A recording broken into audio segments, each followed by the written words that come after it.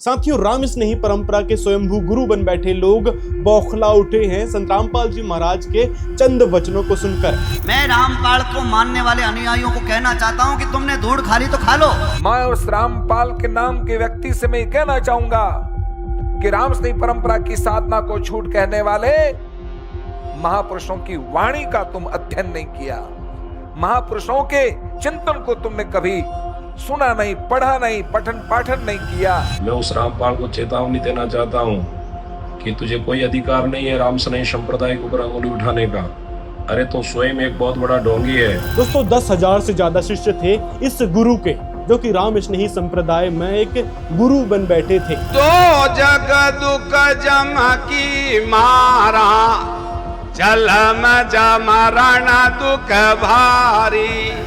जो आपके गुरु थे, पहले वाले गुरु थे राम स्नेही प्रणाली में, उन्होंने आप दोनों को आदेश कर दिया कि बहनों में आप नाम दीक्षा दीजिए, भजन कराओ और आप पुरुषों में कराइए। पहले उन्होंने टोटल कितने शिष्य हो चुके थे जिस समय से आप भजन करवा रहे हैं? 9-10 हजार, तो वो गिनती नहीं है। 10,000 से ज्यादा इनके शिष्य हुआ करते थे, लेकिन अब ये संत रामपाल जी महाराज की शरण में आ चुके हैं। जोधपुर से राम स्नेही पंथ से थे, 10,000 शिष्य थे और 3 महीने वे नाम ले लिया आपसे। ये होता विवेक है। बहुत अच्छा फैसला लिया आपने, ये सबके बस की बात नहीं। हाँ सर। हाँ, जैसे रामानंद जी ने भी यही फैसला लिया था, जब पता लग गया कबीर साहब हैं तब छोड़ दिए, चले आओ ना आओ उनकी मर्जी थी। उसको भजन कराते राम राम। नाम क्या था? राम राम का जाप था। ये सास राम का जाप। राम राम राम राम, ये मंत्र नहीं दे तो गलत था। इस वीडियो को देखने के बाद राम स्नेही संप्रदाय के कई सारे जो गुरु हैं वो बौखला उठे हैं। तू कहां से कोई तत्वज्ञानी आ गया भाई? होगा किसी के लिए, तुम हमारे कोई बात नहीं है, लेकिन किसी राम स्नेही परंपरा। अभी कुछ दिनों पहले पीपाड़ के आसपास के क्षेत्र का एक व्यक्ति न जाने कितने लोगों को गया, और वो कैसा व्यक्ति जो सुखराम दास जी महाराज की वाणी जिसने जिंदगी भर बाची लोगों को सुनाया है, वो जाकर के और उस ढोंगी के पास में जाकर के उसके पाँव में पड़ करके और उसने न जाने कितनी प्रकार की जो है ना बातें करी। हम अमुक जगह जुड़े हुए हैं और हम संतों की वाणी पढ़ते हुए, कोई वाणी नहीं है, सब झूठे हैं। राम स्नेही संप्रदाय में जो फर्जी गुरु बन बैठे लोग हैं, जो अपना धंधा चमकाने में लगे हुए हैं राम के नाम पर, इनको राम नाम की ऑथेंटिक कोई जानकारी नहीं है कि वो जो घट घट में राम बैठा है वो राम है कौन सा। आज इस वीडियो में आपको पता चलने वाला है। राम स्नेही परंपरा की हिस्ट्री की बात करें तो राम स्नेही परंपरा रामानंदाचार्य परंपरा यानी जो वैष्णव परंपरा है उसी से ही जुड़ी हुई है। लेकिन कैसे? स्वामी रामानंद जी महाराज जो कि वैष्णव संप्रदाय से थे, पहले वो श्री विष्णु जी को अपना आराध्य मानते थे, रामकृष्ण की पूजा वगैरह किया करते थे। लेकिन जब कबीर साहिब जी उनको मिले, ज्ञान सुनाया था, उस परमेश्वर की जानकारी दी थी, और यहाँ तक कि जो वैष्णव संप्रदाय को स्वामी रामानंद जी महाराज फॉलो करते थे उनकी सच्चाई बताई थी, विष्णु जी की त्रिदेवों की सच्चाई बताई थी, उनके लोक को दिखाया था। वो सारा विवरण हमको कबीर साहिब के इस ग्रंथ कबीर सागर में मिलता है, जहां पर कबीर साहिब ने पूरी जानकारी बताई है कि किस प्रकार से स्वामी रामानंद जी महाराज को उन्होंने गुरु बनाया। गुरु बनाने के बाद स्वामी रामानंद जी को सारा ज्ञान समझाया। उसके बाद फिर स्वामी रामानंद जी महाराज ने कबीर साहिब को ही गुरु स्वीकार कर लिया था। लेकिन एक संसारिक दृष्टि से कबीर साहिब के गुरु स्वामी रामानंद जी महाराज बने रहे। मैं आपका भक्त, आप मेरे गुरु जी। स्वामी जी, आप मेरे गुरुजी ही बने रहो, मैं आपका शिष्य हूँ। ये गुरु परंपरा बनाए रखने के लिए अति आवश्यक है, नहीं तो भविष्य में संत भक्त कहा करेंगे कि गुरु बनाने की कोई आवश्यकता नहीं है। कबीर ने कौन सा गुरु बनाया था? इसलिए स्वामी जी, संसार की दृष्टि में आप मेरे गुरुजी की भूमिका कीजिए, तथा वास्तव में जो साधना की विधि मैं बताऊं आप वैसे भक्ति कीजिए। तो रामानंद जी के जो शिष्य थे, जो पहले के शिष्य थे, कबीर साहिब के जुड़ने से पहले, कबीर साहिब से ज्ञान प्राप्त करने से पहले के जो शिष्य थे, वो कबीर साहिब की बातों का अनुसरण नहीं करते थे। जैसे कि दशरथ पुत्र राम की भक्ति से हटकर उस राम की भक्ति करने के लिए कबीर साहिब अक्सर कहा करते थे। सभी उन शिष्यों को समझाया करते थे जो स्वामी रामानंद से पहले जुड़े हुए थे।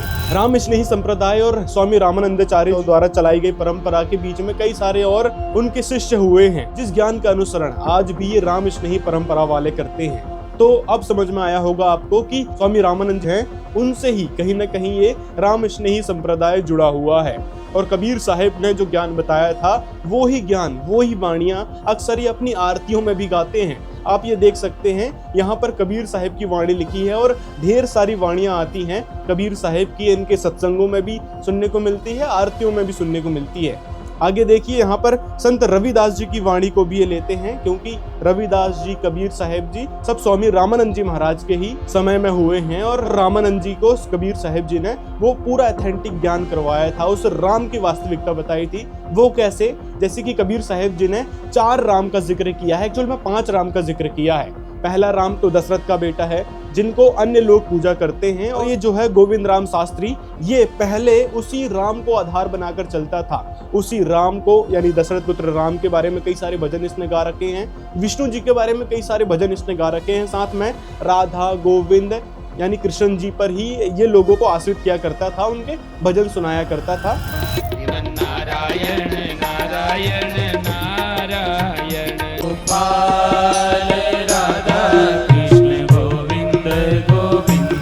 तो इस गोविंद राम शास्त्री को तक ज्ञान नहीं था जिस राम का जिक्र राम स्नेही परंपरा में आता है, जिसके बारे में कबीर साहिब जी ने बताया है कि एक राम दशरथ का बेटा, एक राम घटघट में बैठा। तो ये दूसरा राम है ना, घटघट में बैठा। इस राम की भक्ति करने के लिए ये राम स्नेही संप्रदाय के लोग कहा करते हैं। 55 यानी दशरथ पुत्र राम से अलग कोई राम? वो अलग राम, निराकार निरंजन और ब्रह्म, निराकार निरंजन की। तो जैसे कबीर साहब कैसे जाप देते थे, क्या विधि थी? वो जाप देते थे जैसे राम राम राम राम तो सब जगत करती है, सब करते हैं। हम वो देते देखो ऐसे सीधा बैठा देते और सीधा एकदम रखते और ऐसे सांस नीचे छोड़ते हुए।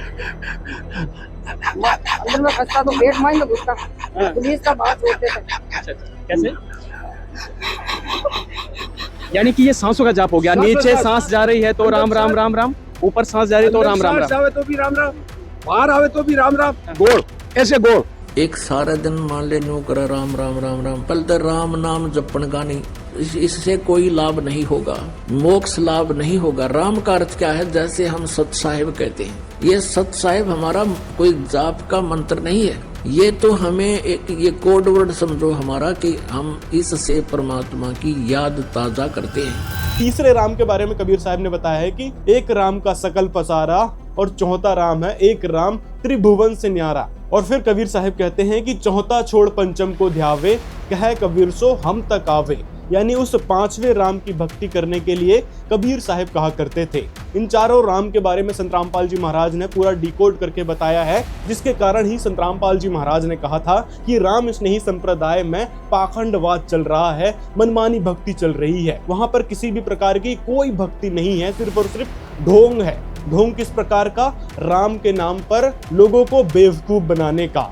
राम एक्चुअल में कौन है? राम निर्गुण राम जिसकी बात कर रहे हो, निर्गुण ब्रह्म जिसकी बात कर रहे हो, एक्चुअल में वो काल ब्रह्म है जिन तक ये आश्रित हुए बैठे हैं और उनको ही राम, निर्गुण राम कहा करते हैं, वो निर्गुण निराकार राम कहा करते हैं। तो इनको उनका भी ज्ञान नहीं है, उस राम का भी ज्ञान नहीं है।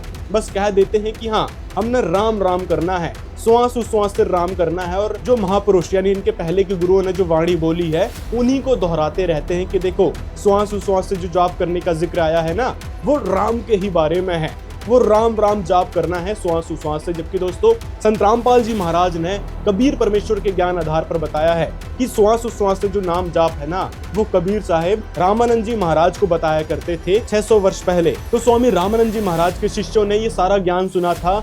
लेकिन अब आपको पता चलेगा कि राम स्नेही संप्रदाय में कोई भी भक्ति नहीं है, क्योंकि कबीर साहब ने जो ऑथेंटिक नाम बताया है श्वास उश्वास से जाप करने का, जिसके बारे में कबीर सागर में प्रमाण मिलता है। सतगुरु सो सतनाम लखावे, वो सतगुरु है जो सतनाम बतावेगा समझावेगा, और सतपुर ले हंस पहुंचावे, सतपुर सतलोक में। सतनाम सतगुर तत्बाखा, और शब्द ग्रंथ के गुप्त ही रखा है। कहते हैं इस ग्रंथ में मैंने लिख भी रखा है और उसको ऐसे ढंग से लिख दिया, वो गुप्त है, वो सतनाम 2 अक्षर का। अब ये आ गया वो सतनाम 2 अक्षर का, ओ हम सो हम जानो वीरू, और धर्मदास सो कहे कबीरू। अब यहाँ परमात्मा ने इसको थोड़ा सा गुप्त कर दिया, कि सतनाम सुमरण करे और सतगुरु पद निज ध्यान, आत्म पूजा जीव दया लह सो मुक्ति अमान।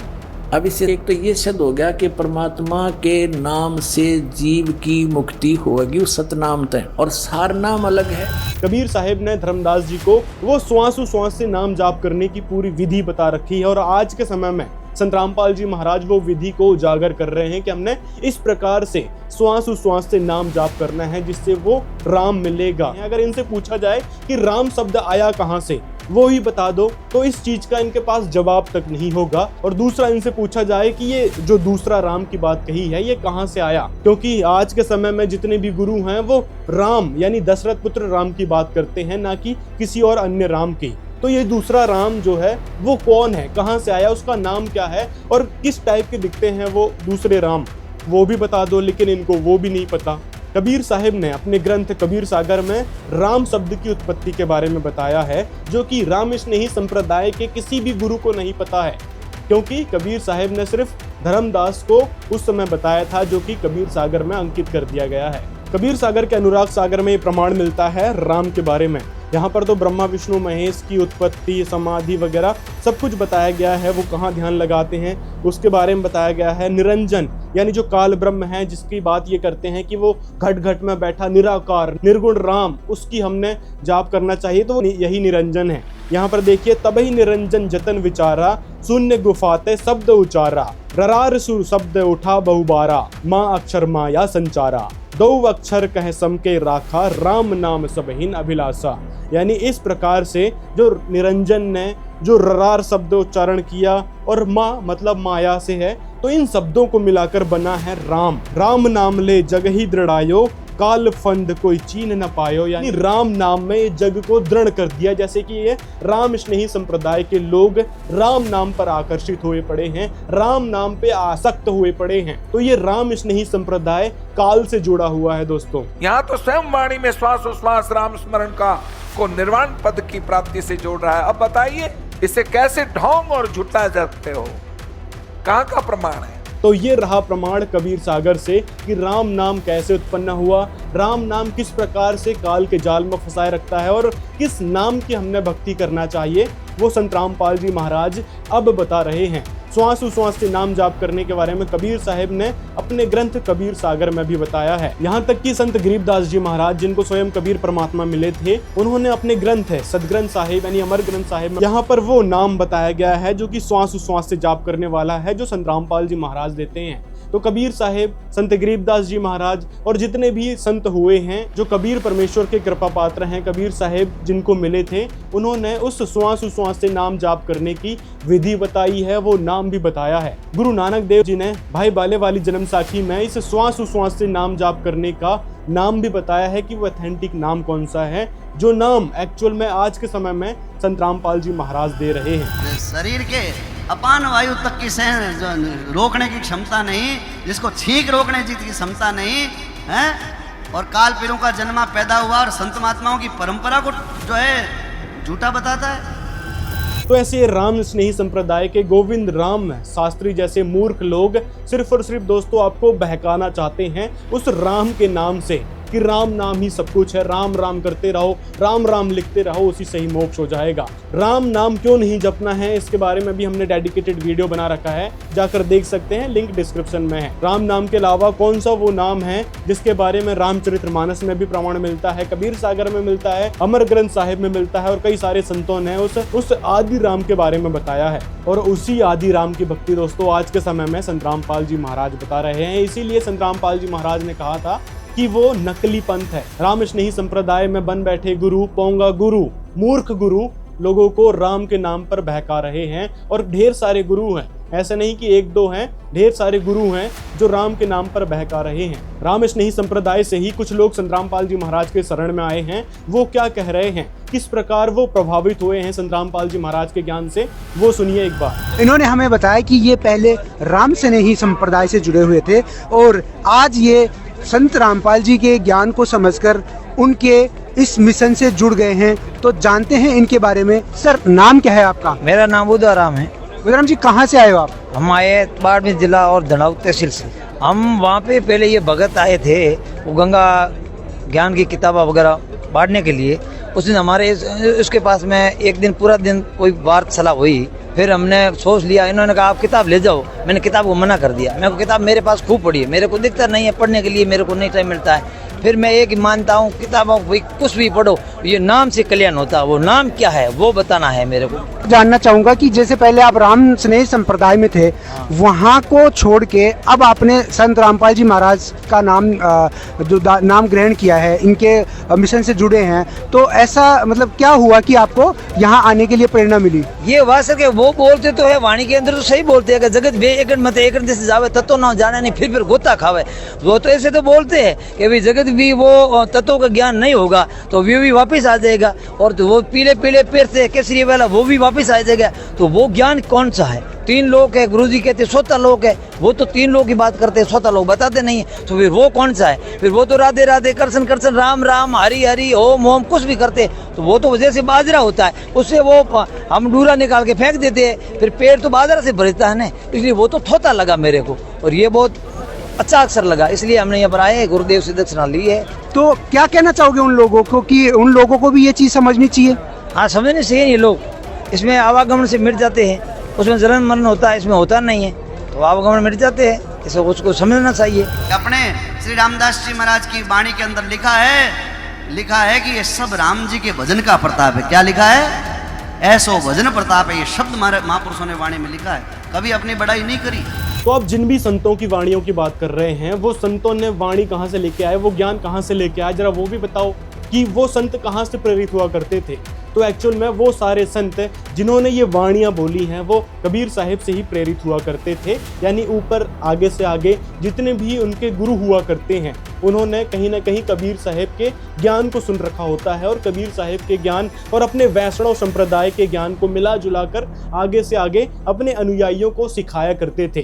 तो वही ज्ञान आपके उन गुरुओं तक आया जिनकी वाणियाँ आप दोहराया करते थे। तो एक्चुअल में आपको सही से ज्ञान ही नहीं है राम स्नेही संप्रदाय का, उस आदि राम का, उस राम का, उस घट घट में बैठे निर्गुण निराकार राम का।